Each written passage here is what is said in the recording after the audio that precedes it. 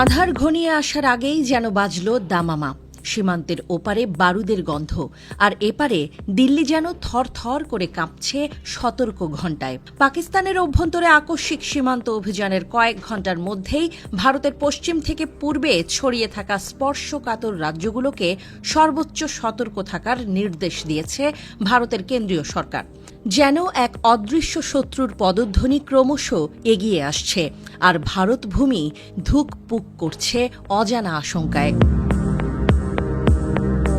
Indian এক্সপ্রেসের খবর, ভারতের স্বরাষ্ট্রমন্ত্রী অমিত শাহ যেন স্বয়ং রণক্ষেত্রে নামলেন ভার্চুয়ালি।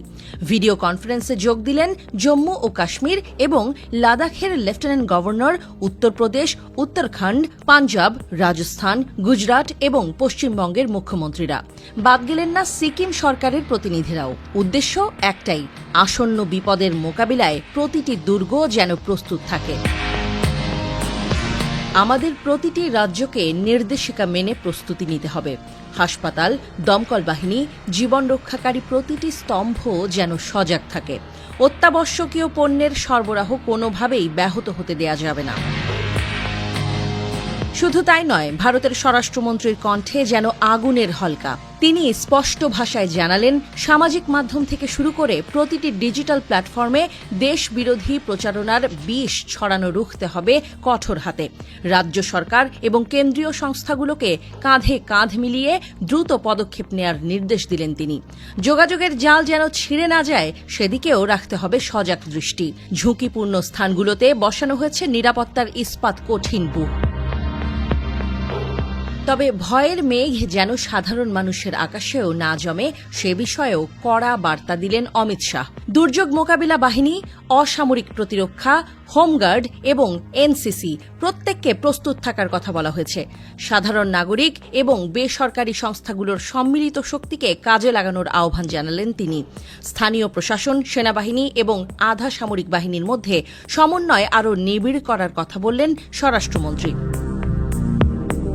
বিশ্লেষকরা বলছেন, পদক্ষেপগুলো স্পষ্টতই একটি সম্ভাব্য প্রতিক্রিয়ার আশঙ্কা থেকেই নেওয়া হয়েছে। সীমান্ত পেরিয়ে ভারতের অভিযান স্বাভাবিকভাবেই পাকিস্তানকে ক্ষুব্ধ করতে পারে, তাই আগেভাগেই সতর্কতা অবলম্বন করা হচ্ছে। শুধু স্থল সীমান্ত নয়, জলপথেও নেওয়া হয়েছে সতর্কতা।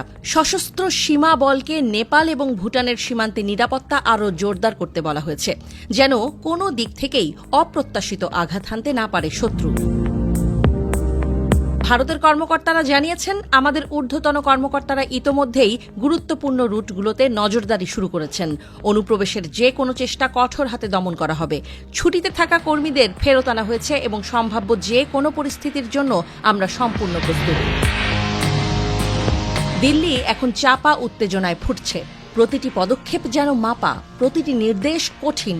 প্রশ্ন একটাই, পাকিস্তানের প্রতিক্রিয়া ঠিক কতটা ভয়াবহ হতে পারে, আর ভারত কি পারবে তার কোটি কোটি নাগরিককে সুরক্ষিত রাখতে? সময়ই এর উত্তর দেবে। তবে এই মুহূর্তে দেশের প্রতিটি প্রান্তে যেন যুদ্ধের দামামা বাজছে, এক নীরব প্রস্তুতি, এক কঠিন সংকল্প।